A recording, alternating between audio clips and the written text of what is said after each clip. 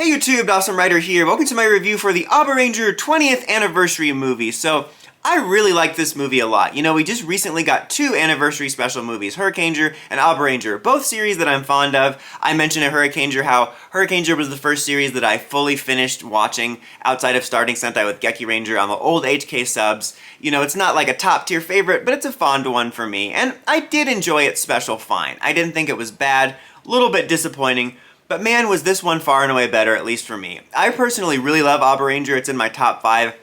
I think it's an underappreciated Dino Sentai, which is kind of weird to say because it's getting this anniversary special, and it's not like people forget about it, and I think people remember the suits and stuff because of Dino Thunder, but I feel it gets lost in the shuffle because, you know, Zyuranger's associated with MMPR, Shoryuger's mega popular, and Ryu Soldier gets a lot of attention recently just because of Dino Fury and Cosmic Fury, but I feel Abaranger gets lost in the shuffle, and I think it's a great Sentai series that kind of has this weird amalgam of, like, it's almost like the sampler platter of Sentai tones, of great story, drama, quirkiness, weirdness. The weirdness doesn't always land for me, but it's like this great amalgam that just kind of works, and I just always loved its story, its characters, its vibe, and so I was really happy to return to this, and this movie I thought was great. It wasn't perfect, but it was great. Like, first of all, this isn't necessarily a full review, but just some quick thoughts on they did do one of those little mini Dora Brothers crossovers to sort of be a lead-in, which are harmless. You know, I'm not the biggest fan of the crossovers, but they're, again, harmless little fun interactions, good way to catch some of the younger audience or audience that haven't watched Abaranger up on core details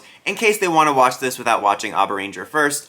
I did find it to be a little bit more enjoyable than the Hurricaneger one. Not that the Hurricaneger one was bad. I actually thought there was some more Hurricaneger fun and interaction in the Dora Brothers special than the actual special. But I just enjoyed this one more. Like, there was a funny bit about them comparing reds and being like, oh, your red doesn't have to be a jerk. I thought that was fun. So, yeah, harmless little thing. I thought I'd bring that up. I made a note on it because I actually watched it a little while back and wrote a couple notes down before I watched this. But anyway, one of my complaints about the Hurricaneger one was because it was primarily focused on these past, like, ancestor characters. We didn't really get to catch up with our Hurricaneger characters a lot, and this kind of is the opposite of that. Like, we immediately catch up with our characters, Ryoga, and we have Yukito, and they're shopping for like a reunion, and we immediately like even just get some exposition dialogue about what people are doing. You know, in general, you just have this thing that I like, which I was hoping from Hurricaneger, of just catching up with these characters and seeing what they're doing now, which I just really like to do. And it was this really great mix of like sort of new because you find out where they are now and seeing what they're up to, but also like they're in the cafe and stuff, or a version of the cafe,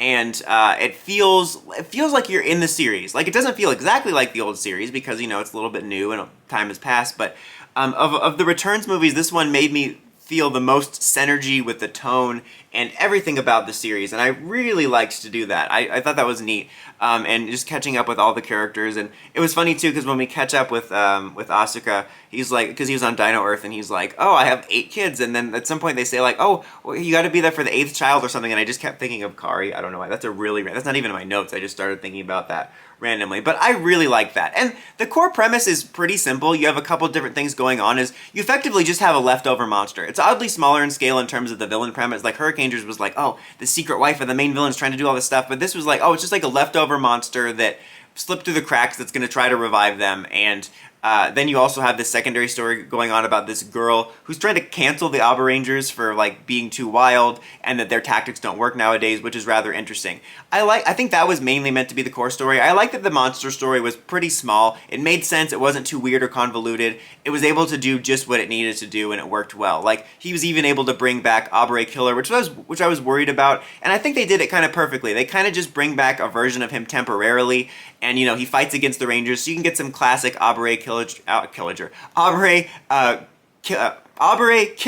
badassery, so you get to see a bit of that character, but then they bring him back around so you can sort of, you know, honor those bonds they've developed in the series and the chemistry they developed when he got a redemption and get to see him. So I thought they handled that perfectly, because you get kind of a little taste of all aspects of his character there, and that was kind of the point of the villain. So they'd have a villain to fight, and so they could bring back Abare Killer in a way. But the stuff about, like, the Abarangers being too wild and why this girl was trying to, like, cancel them was actually pretty interesting. Initially, I thought that it was going to be about, like, this weird comparison of, like, oh, the Sentai of old was too violent, but it was more like that they were too recklessly being wild and they were being selfish, and it turned out it was because this girl like was inspired by their wildness, and because of that got embarrassed once and was bullied and held a grudge against them. And it was kind of a cheesy message about it, and Abare Blue wound up going around and finding a girl that was actually inspired by her bravery, and they bond over it. It was a little bit cheesy and like after school especially, but I think it worked because it was all kind of tied to the Abaranger final dance and like getting everyone to rally around the Abarangers, and it was actually a really interesting meta commentary on like online like hate at shows and stuff, and people jumping on the bandwagon. And I found it to be really interesting. And even at the end too, there was like one tweet or whatever they were calling the Twitter on there when they were actually supporting the Abarangers. It was like, I was afraid to say something before because everyone was hating, but I actually love you guys. And I'm like, that's probably true for a lot of people, that they just kind of go along with the public opinion, even if they like something. But it was actually a really interesting and fun kind of meta premise about, especially since Abaranger is an older Sentai, of like, I don't know, like modern day like lens of like, in terms of like they used it for the superheroes there, but it was also kind of meta about the way old media is criticized or even current media is criticized. And I thought that was really interesting. I think that there could have been a lot more to dig into there, but I don't think that was the point of the special. I think the point of the special was more celebrating the Abarangers and the spirit of the Abarangers.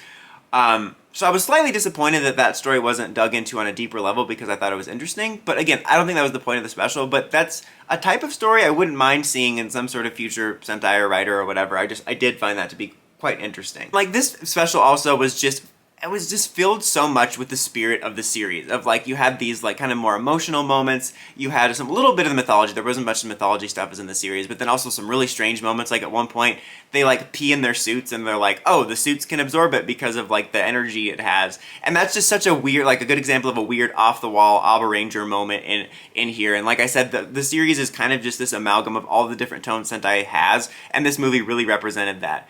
And you have the final fight. And there's one moment I wanted to call out when they do like the roll call and stuff, is Abare Red Ryoga interrupts Mikoto when he's doing his roll call, and they do it as a callback to when they first fought and he was trying to do his roll call and he slashed him, but this time he tickled him. I thought that was a funny little nod, and they do show like various flashbacks here and there of like what happened in the series, kind of like in the Dora Brothers one, to kind of catch you up on that. But we had a nice final fight. We don't see a mecha fight. Like, I actually do like what they ended up doing. I am curious if they didn't do the mecha fight because of budget reasons or suit reasons or just creative reasons that they didn't want to. Like, again, I ended up liking what they did, but I was just curious because I know that, I guess this was kind of a while ago now, but they did have a Thundersaurus Megazord. I don't know why I'm blanking. Is it Abareno? They did have that suit for the Triple Dino crossover. Okay, that was a while ago now, though, because we're about to do like a Kyryuger 10 years celebration, so like it was 10 years ago or so, but still, I was curious, because as we were winding down, I'm like, you know, it's kind of a shame we're not getting to see some of the interactions with the dinos, because that was always a fun little aspect of the series, especially Bakuryu, who is my favorite of the Dino characters. I still have that screen grab somewhere in my files. It was like him just saying, "Peace is love, bruh," or something like that. I just loved his character. And then, like, as if on cue, they communicate via the communicators. We don't see the physical Zords, but they do all communicate with their partners, which was really nice, because, again, this kind of almost covered all the bases of everything you would love about the series, and we got to see interactions via the morphers with all of them. And then you get the power-up, which I love this power-up. I loved both power-ups in the series, but I like the way this one was handled better. I think I like it even more than regular Abare Max. But the way he uses it, he's able to channel kind of like the spirits of each dino to fight the big like enemy you'd usually fight in the mecha, which was actually really cool, because it was a cool way to do a unique power-up and bring in the mecha aspect of the series in terms of the characters, which was important, without actually having it there. I really, really liked it. Also, speaking of, when I was just talking about how they brought in like all aspects of the series, like most of the like reoccurring or secondary cast also makes an appearance or gets a mention, which was just really great. I really liked the special a lot. As I mentioned, I really adore Abaranger, and the special wasn't perfect. The stakes weren't super high. The plot wasn't super complicated. There was a little bit of cheesiness, but it was just a joy to watch start to finish. Like, there's been a bunch of these little return specials and stuff like that, and there's been good ones for sure, but this is definitely one of my favorites in terms of just really felt like a natural extension to the series. Sometimes when you revisit return specials or get sequel movies, it's not like it doesn't feel like itself, but it doesn't quite feel like that feeling of watching the show in it. You know what I mean? If that makes any sense. And this really felt like I was watching more Abaranger, and I loved getting an update on the characters and their present lives, which is something I was missing from the Hurricaneger one. And it was just such I think, a great celebration of the series and all the different aspects of it. And the cast was great. You know, they slid right back into their roles with great chemistry. And Asuka in particular, like, not that the cast looks bad, I think they all aged well, but Asuka looks like he didn't age at all. He's doing something. Also, Mai showed up at the end, which was really great. And like Ryuga was worried throughout the whole episode of like that he screwed up something with her, and she's like, no, not at all. And then he fumbles right at the end by saying, oh, you're heavy or something, which is really funny. But yeah, I really like this. I'm gonna give it you know what? I'm gonna give it the rare 5 out of 5. It's not perfect, but it's a 5 out of 5 in my heart. If you're an Abaranger fan, I highly recommend checking it out. If you have not checked out Abaranger, I recommend watching the series and then checking this out. But if you guys watch this, let me know what you thought of it in the comments as always. Until next time, don't forget to like, comment, subscribe, and climb the steps and ring that bell to get notifications for my videos. Dawson Ryder, signing out.